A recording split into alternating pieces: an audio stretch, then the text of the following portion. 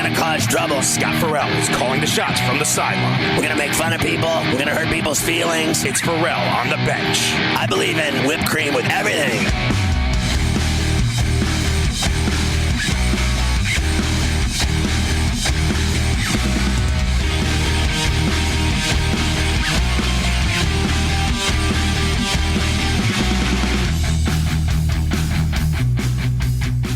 Farrell on the bench in the biggest way possible, hanging out of bed, see the birthday, bad, apple with a bad attitude, hanging around a bunch of bad, out of bad, day, bad, law, bad, do, bad, bad, bad attitude, bad vibes.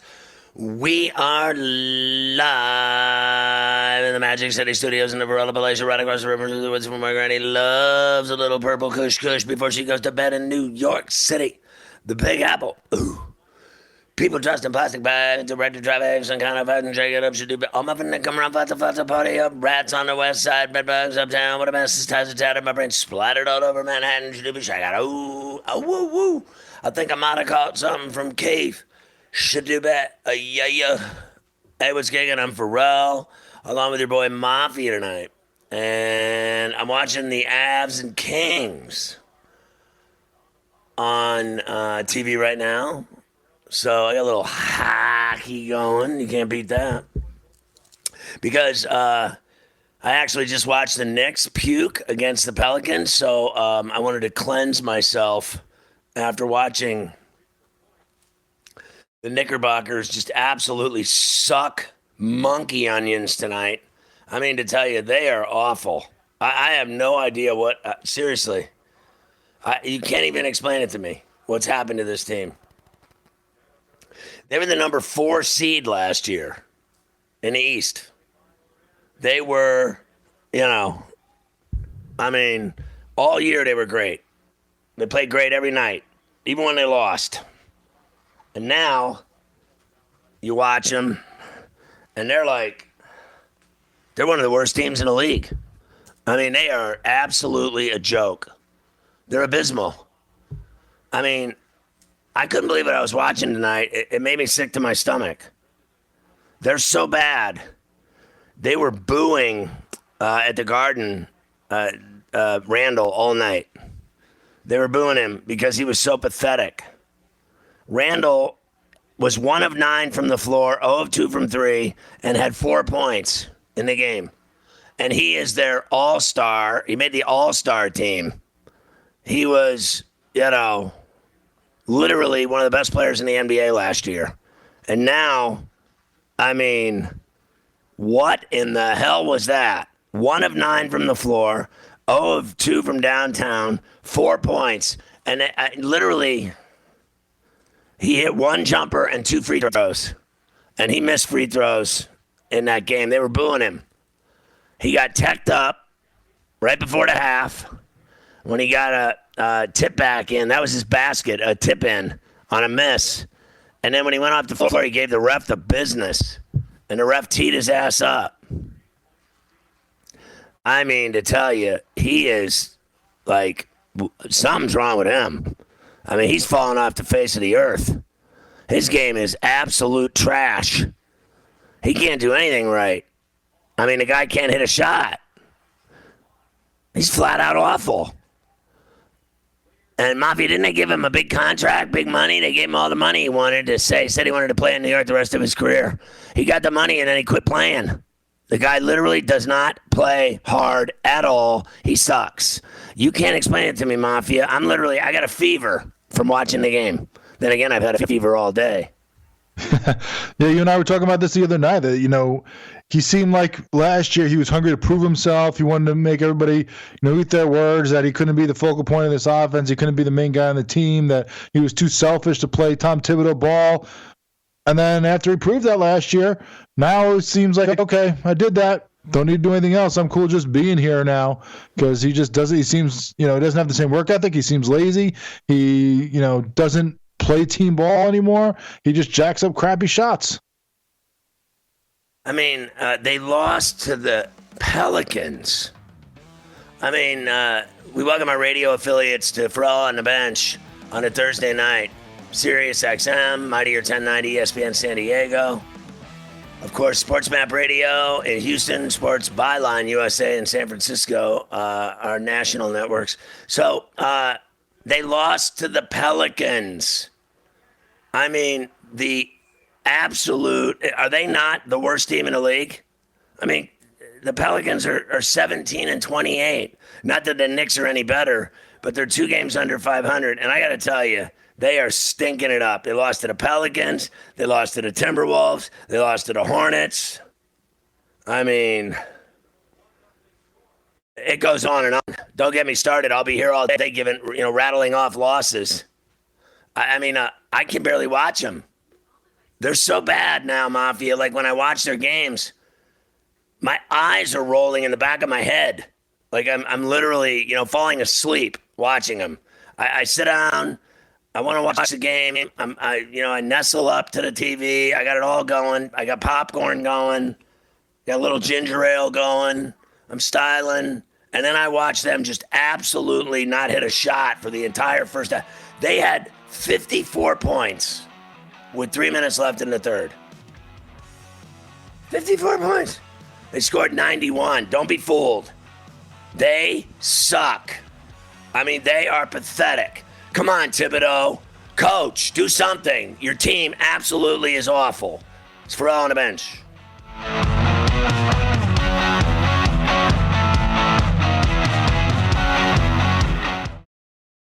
You may or may not be a good Sports Grid listener. Test yourself. If you've ever gotten rabies from trying to get a fresh rabbit's foot, you may not be a good Sports Grid listener. Sports gaming strategies and info. This is the Sports Grid Radio Network.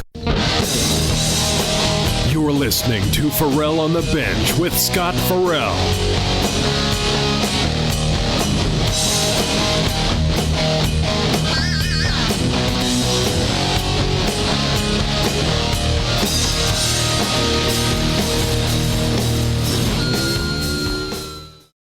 All right, Pharrell on the bench with Mafia. I was actually, Mafia loves, he told me the other day, he just said, I got to tell you, I said, what's the matter, Mafia? He goes, yeah, I just can't get enough of your stories about all your health problems.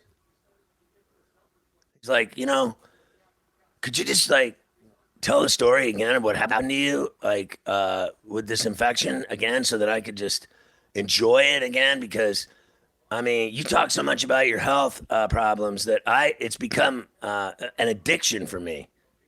Tell him, Mafia, you're addicted to me telling the stories of my failing health. Just can't escape it. It just draws me in. It sucks him right in. He has no choice. It's just inevitable. Every day there's something. So what happened was, I just have to tell this story because it was so unbelievable. And my boss made me, he literally made me a promise that I wouldn't do this on television today, that I wouldn't talk about my Satchel Paige or my onions. I got him to agree to let me talk about my Satchel Paige and onions due to him not wanting me to say what they really are. The real term for my, Satchel Paige and my onions, my grapefruits, because that's how big they were. They were grapefruits. They weren't grapes. They were grapefruits. So what happened is that I got an infection, a nasty infection in my Satchel Paige, which cut off my onions and my onion cord. I don't know if you knew this or not, but you actually have a cord that runs through your Satchel Paige and basically carries your onions in your Satchel Paige. And so what happened is that they can actually strangle you. It can get wrapped up in there and coil up and cut off blood flow to your onions. And so I got this infection, and the whole time it happened, it's been kind of going on for a couple weeks, because I had massive pain when I was playing basketball. I was like, this is unbelievable. But every time I play basketball, my my groin feels like I tore it, right? Like I could feel this massive pain shooting into my groin. And I'm like, so I'm playing in this championship game a couple weeks ago, and I felt like I tore my groin. And I'm like, oh my God. I go, it's either that or I got a hernia. And I've had 6 hernia surgeries, so I figured it had to be a hernia because I've really never, knock on wood, torn my groin. So, maybe I pulled it a couple times, but I've never torn it, right? So I thought it had to be a hernia. No big deal. I've had 6 of them. I've had 6 surgeries on hernias through the years. And I just thought it was just another hernia. No big deal. I'll just deal with it. So I'm playing again, and I played a couple times since we lost in the title game. And every time I play it, it came back. And so I shut it down for a week. I didn't go to the gym. I didn't go to play basketball. I didn't lift or anything. I just stayed away. I figured I gotta chill out because this thing's out of control. I gotta get it to calm down or cool down or fold back under because it's like a tear. It's like a rip in your body. And a bulge and all the rest. It usually is a warning sign if you got like a big bulge or something sticking out of your belly or your groin or whatever. So anyway, I never had that. I just had massive pain. Every time I played basketball, my onions hurt bad. I mean, like really bad. Like I'd go home, all of a sudden, a couple hours later, it would come on and it would just be overwhelming. Like I'd be like, I can't even walk. It hurts so bad. My onions were so swollen. And my grapefruit size, that's how big they were. I could pull my pants down, and my satchel page had 2 giant grapefruits in it, and they were swollen that bad. And I'm looking at it, I'm like, what the hell is happening here? I go look at the size of my satchel page, and 34C's like, that ain't right. That's just not right. There's got to be something wrong. I said, I don't know. It's got to be a hernia. And she's like, you got to call the surgeon, the guy that does all my surgeries. And so I was like, yeah, I'll call him. Don't worry about it. She's like, no, you really got to call him. I mean, you got a serious problem here. Look at you. And I'm like, yeah, I'll deal with it. Don't worry about it. So then I'd sit around complaining. So Saturday to play ball. Sunday, I woke up and I had it again, and it was like out of control. And I'm like, what the Pharrell is happening to me? This is crazy. I've never had one this bad, a hernia. So the next thing I know, it's like Monday or Sunday. I couldn't even move. I literally laid on the sofa all day, never moved. I couldn't even go to the bathroom. I could not go number 1. And I couldn't go number 2 either. So I'm like, wow, something's wrong with me. And then Monday came around, and all I cared about was doing the show, doing the TV and radio shows. So Monday at 4:00, I sit down to do the show, and I am in agony. I am literally sweating bullets right on the set. Like Mafia thought I was smoking crack or something because I was soaking wet. Like I jumped in a lake. And I'm like, no, man, I got a hernia or something, and it's just killing me. And I can't even tell you how bad it is. They're all like, oh, God, here we go with this guy and his hernias. And I'm like, no, really, there's something wrong with me. It's a real problem. And, Mavi's like, maybe you should get that checked out. And I'm like, yeah, I will. And then Monday night I did the radio show. I was in agony. Tuesday rolls around, same thing, size of grapefruits. My whole thing's out of control. I go to do the TV show, same thing, nightmare. I can barely get through it. I do 2 hours of TV. I'm literally crying on the set. And then I did the radio show that night, same thing, agony. Just can't even sit. I'm literally standing in the studio doing the show. I can't sit. I just can't put pressure on my groin and I can't sit down. I mean, my onions were the size of grapefruit, and I couldn't walk. I couldn't sit. I couldn't do anything. I couldn't go to the bathroom. And this is like, 3 days of it. So on Wednesday, I end up literally, finally at around 2:00, I got my surgeon. I finally broke down and I gave up. I was like, all right, she's giving me pressure, 34C, giving me the business, giving me heat, just high heat. And I'm like, all right, I'll call him. So I got on the phone. I called him. Of course he answered. He's operated on me 6 times. And I said, I got a problem. He's like, go to the hospital right now. And I'm like, oh, God, here we go again with this shack.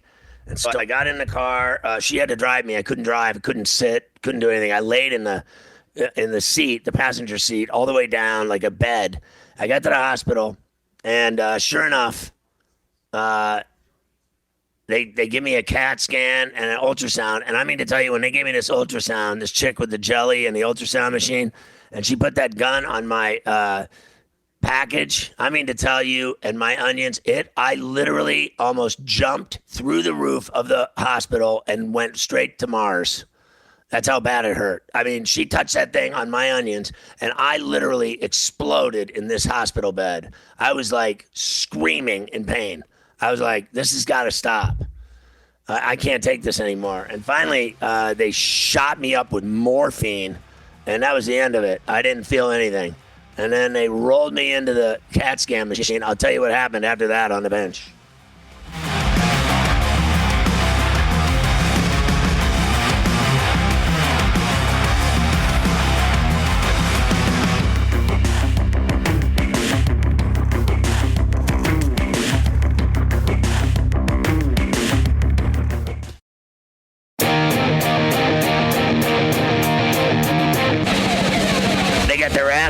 They were going through the motions. They were lifeless. I don't like that or condone that at all. I play it straight up, yo.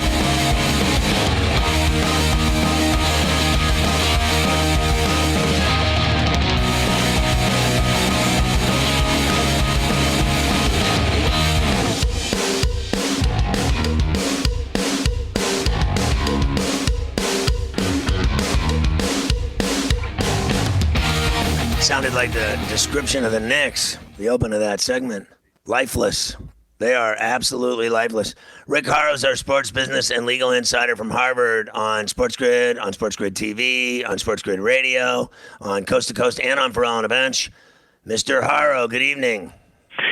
Knicks are lifeless, but they're worth about $5.2 billion according to Forbes. I still don't get it. Nor do I get the Lakers' value at 27 and 28. Maybe they're 28 and 27. I don't know. They'll limp into the playoffs, and that'll be it.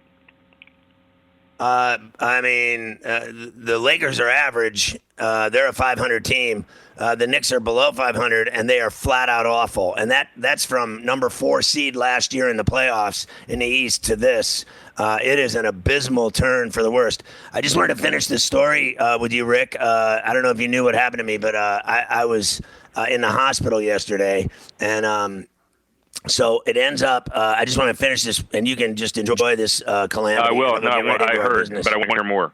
Obviously. So what happened is like I end up in the hospital, and they did the ultrasound on my satchel page and my onions, and when the chick did it with the jelly and the gun on my package area, I literally almost flew through the roof. I mean, they were the size of grapefruit. She's like, "Oh my God," and like I'm like, "Duh." Like, that's why I'm here. She said, "Oh my God, to you." Look, isn't that nice? I go. Yeah. Okay, so I'm looking at this lady, and I'm like, obviously it's a problem. And she's like, oh, my God. And then when she touched it with the thing, I was like, through the roof. And then finally they shot me up with morphine, and then they rolled me into a CAT scan, and they had to, like, carry me off of the table onto the CAT scan table because I literally couldn't move. I mean, I was crippled. I was absolutely paralyzed with pain. And even though when they put me on morphine, I couldn't feel anything, but I couldn't like walk. And so they put me in this machine, and when it was done, an hour later they came back in and they told me that I had epididymitis or something is what it's called. And all I know, I said, what the hell is that? And the doctor said, well, put it this way. If you were under 35, you would have gonorrhea and chlamydia. And I said, what? I said, what are you talking about? She said, but you're 56. So what you have is E. coli in your satchel page. And I was like, oh, no. You mean like, how did it get you mean like E. coli? And she's like, yeah, like, yeah. Vomiting and rhea in your satchel page. And I was like, how the F did I get that? And I said, I don't sleep around. I don't do any of that. I go, I've never done anything like that in my life. And she's like, it could be any number of reasons. It could be like 12 reasons. And so I'm like sitting there looking at her like, I don't have time for this. I don't have time to hear 12 reasons why I have this disease. And so the next thing you know, they made me lay there for 4 or 5 hours.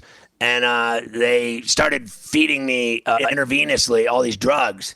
And then by the time I left late at night or whatever, I went home and they had me all drugged up. And so when I woke up in the morning, I slept like 8 hours and I woke up and it was gone. Like it was back to normal. Wow. I didn't have the swelling. I didn't have the major balloons down there. I just had no pain, which is the first time in 4 days that I had no pain. So I tried to drag this out. I just thought it was a hernia, Rick, and I've had 6 hernia surgeries, so I thought it was just another hernia, and it was no big deal. But meanwhile, I had like this, infection, and it was horrible. And my surgeon said it is the worst possible infection that you can have in your body. And I was like, how did I get this? And he's like, we'd be here all day if I tried to figure it out. He said, you got it. It is what it is. He goes, I'm going to blow it out. It'll be gone nuclear in 48 hours. So I started taking these drugs. There's side effects for sure. Like I felt like the whole time since I got out of the hospital, I feel like I have the flu. I've been, cold, sweating, tired, sleeping. I can't stay awake, that kind of thing.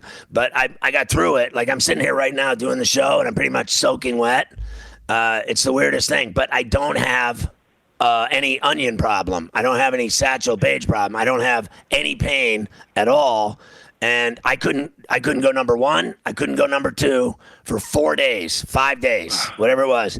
And it was the worst. I couldn't go to the bathroom. And I had to go to the bathroom, but I couldn't go to the bathroom. And it was just shut off. And it shut down my entire groin, all my sperm, whatever they have, like there's sperm ducts in your groin. Everything. He said everything was like cement. It was seized. And they did, the CAT scan showed that my entire area was infested with this infection, and I was completely shut down like cement. And he said it's the worst thing ever.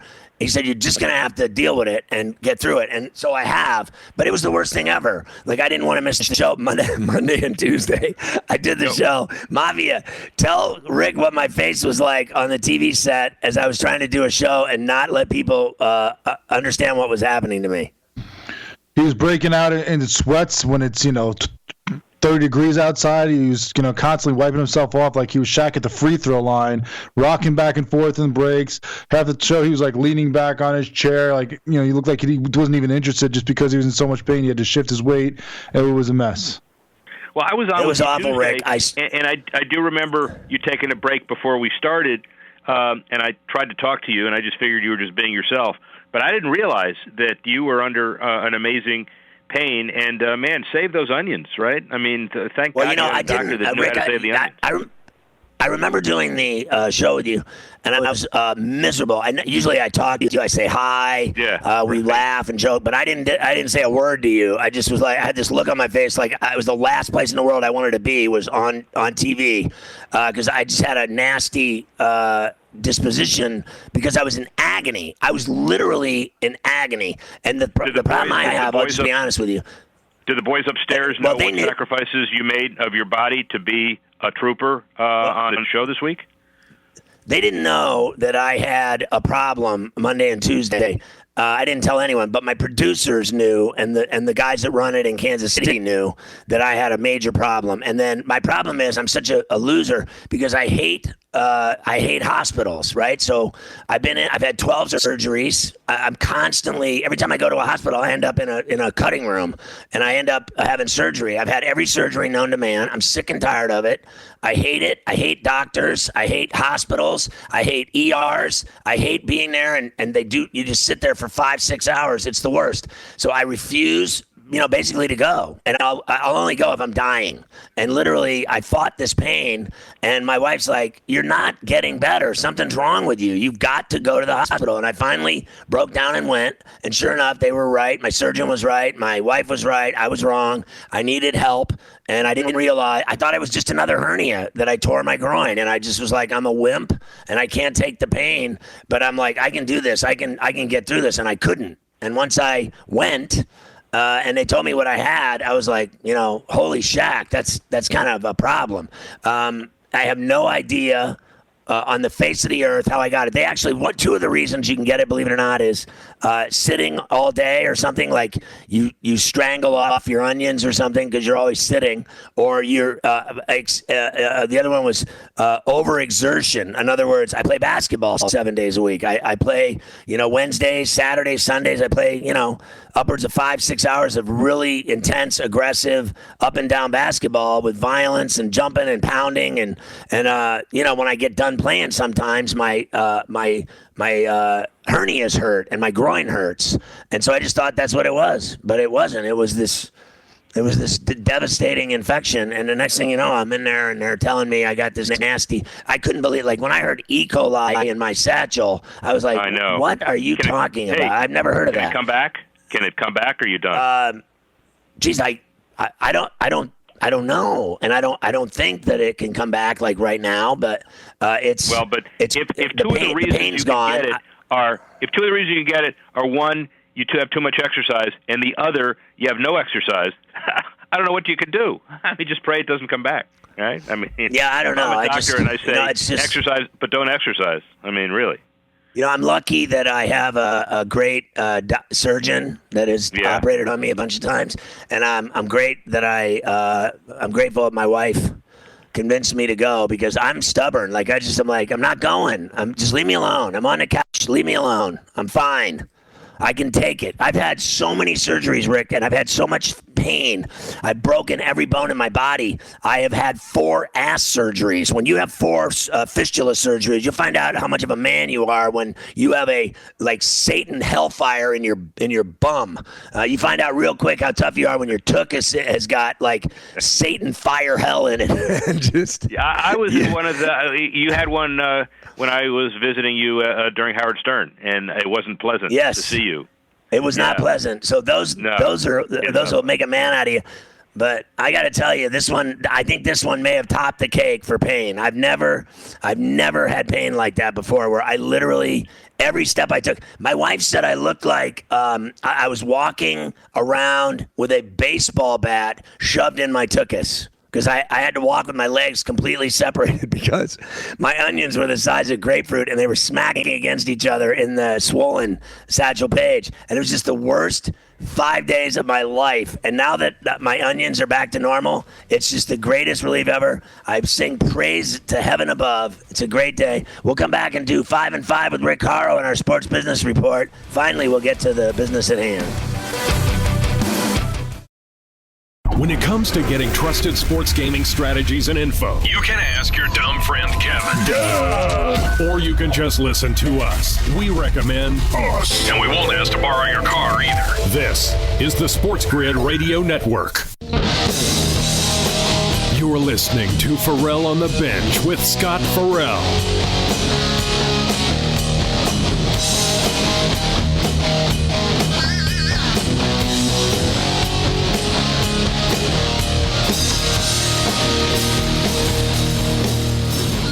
So I'm watching the LA Kings and playing the Avs, and I saw Quentin Byfield, a number 2 pick in the 20 draft.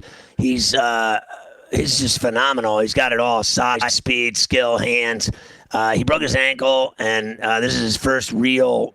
He's back on the ice, and he's playing again. And he almost scored his first NHL goal on a beautiful sweep in from the right circle along the boards, and in front. He whipped it back to his backhand and tried to flip it up over the goalie, but the goalie made the save. Incredible speed and move. You could just see his talent. The Avs just scored 2-0 Colorado. They scored on quick to make it 2-zip. But this kid, Quentin Byfield, is going to be a player for the LA Kings. I'll tell you that much. You can see it. He's all over the ice. By the way, before we start, and speaking about LA events, when we get to LA and everything is packed in the middle of LA Live and the Radio Row and the Convention Center and the old Staples Center, now Crypto.com Arena, is where I'm going to do all my interviews. The AEG folks are gracious enough to give us a conference room to have all the people who are coming in for interviews. But Tuesday night of that week, the Lakers are playing the Bucks, man. So I don't know what we're doing. You got a show. Oh, well, but you know what? The show's over early for you, so let's figure out whether you want to do the Lakers-Bucks that night. We'll be right there. So that would be kind of a cool game. Yeah. I mean, that would be great. So what I do at 10 to midnight, but it's 7 to 9, I'd be on the air out there. And the game's at 7, right?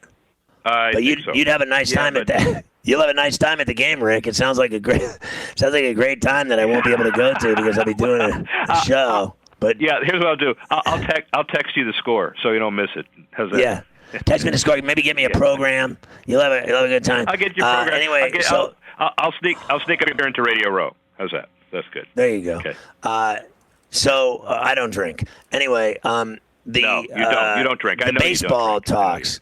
I got enough problems, let alone drinking. So do you have any information at all about the problems between baseball and the union, and where are they after they met last week? And I heard absolutely nothing was accomplished. Well, let me give you a roundabout issue that was very important day in Tampa. I don't know if you saw it, but the Tampa Bay Rays and Stu Sternberg have been hawking an idea of a sister city plan where they would play half the games in Tampa and half in Montreal. Right. And a lot of opposition, but it was formally killed today by the executive committee of Major League Baseball, which puts the town in a tizzy. Everybody is saying, what are they going to do? They've still got 5 years on their lease, but now we've got Tampa Stadium and St. Pete opportunities. But the executive committee did it unexpectedly this week, and everybody is speculating that they want to, clear the path of all kind of distractions because they want to get down to it and make sure that all of the issues get resolved pretty quick between players and owners. It's not an automatic guarantee, but listen, you got the equalization tax, the luxury tax. You've got a free agency after a certain age. Those are the two big issues. And then the minimum salary, it's important, but it doesn't. None of this stuff are deal killers, in my estimation.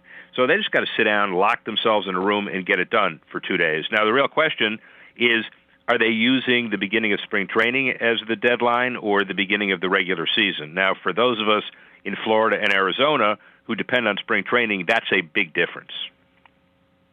So, I hear that from my sources that baseball will they're going to lose spring training. They're going to have a very short, if any, spring training, and that their goal is to play 162 games, and then nothing else is a given. It's a mess right now. Nobody wants to admit that, but that's exactly what it is. Let me ask you this question. Do you think, because Tampa said they were going to explore other avenues in Tampa, and the only other baseball stadium at all, in my opinion, in Tampa that they could play games in is the Yankees Legends Field. Are the Tampa Rays considering trying to cut a deal with the Yankees to let them use their baseball stadium for their regular season games? Where the hell else are they going to play in Tampa? Well, they've got to find another site, and they've got 5 years to do it, so it's not the end of the world under the current lease. The real shenanigans were that the St. Pete people weren't going to let the Rays look anywhere else during the term of the lease other than the St. Pete County Pinellas.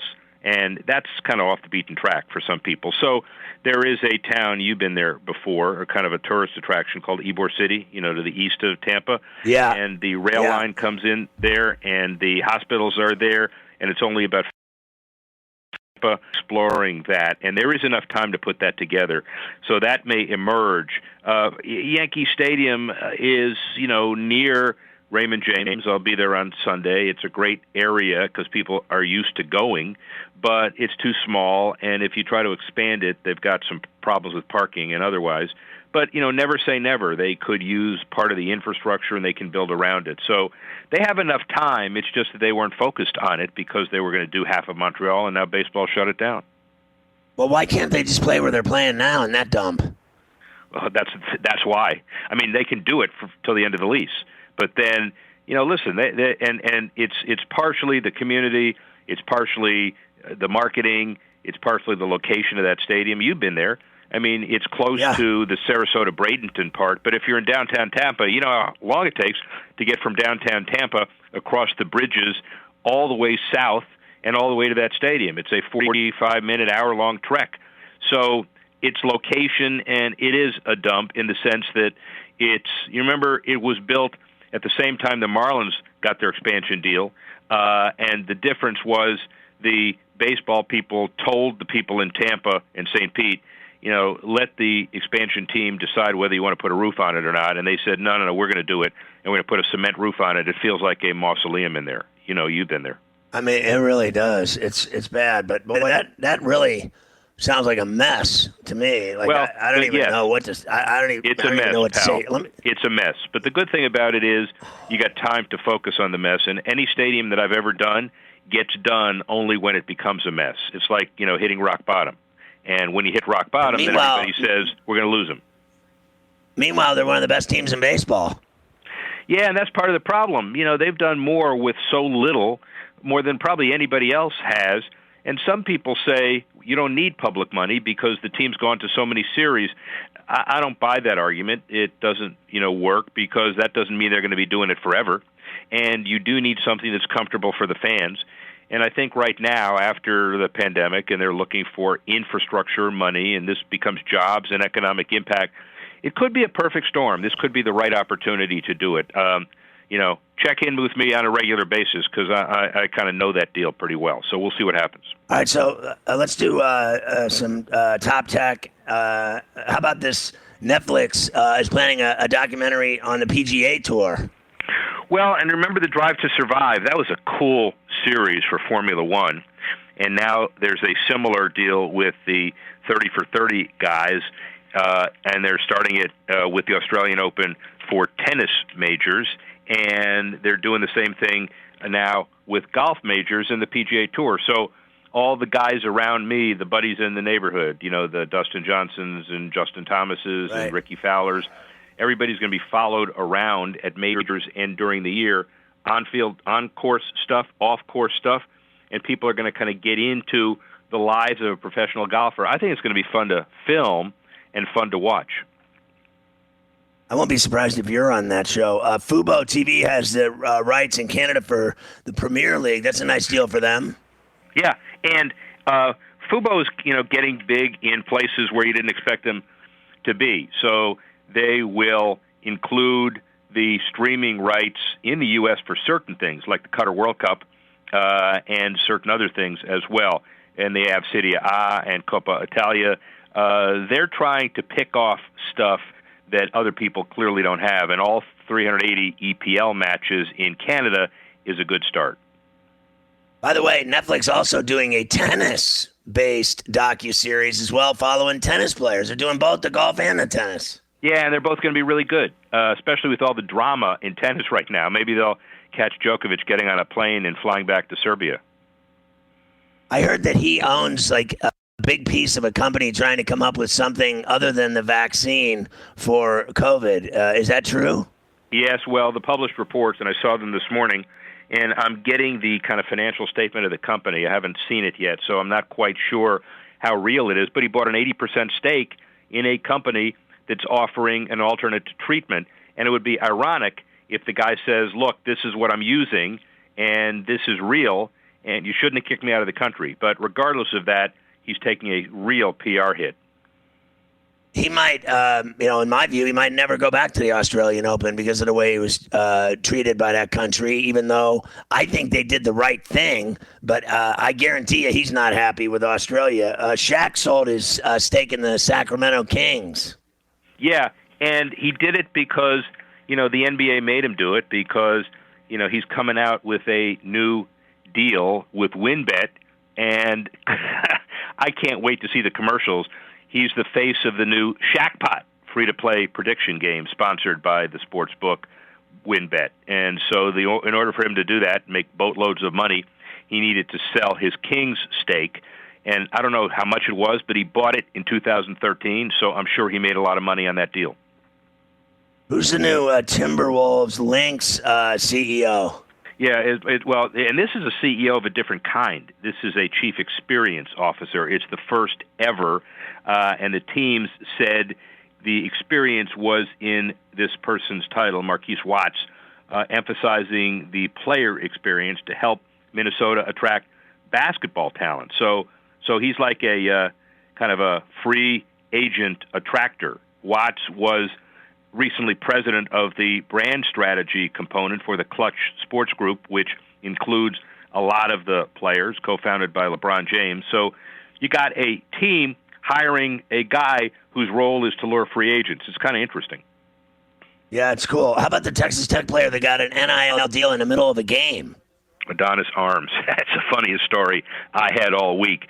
So the Raiders were on their way to an easy victory against Oklahoma State when Raising Cane's posted on Twitter telling Arms to check his DMs. And chicken fingers, check your DMs.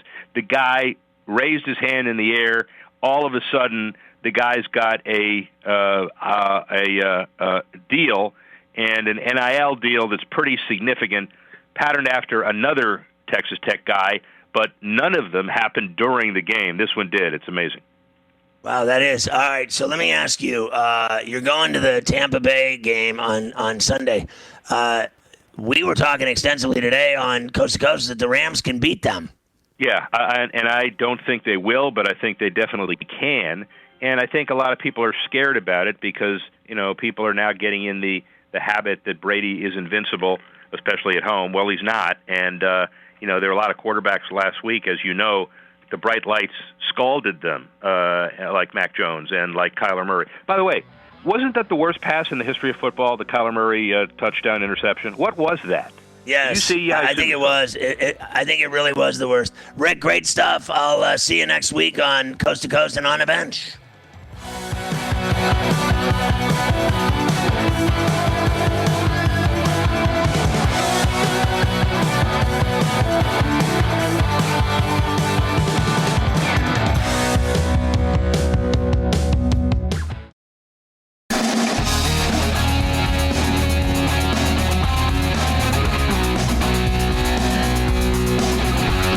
That's the problem with people. Everybody expects every team in the effing league to win the Super Bowl. One team wins. The rest of them lose. Nothing for you. How about that? One last indignity.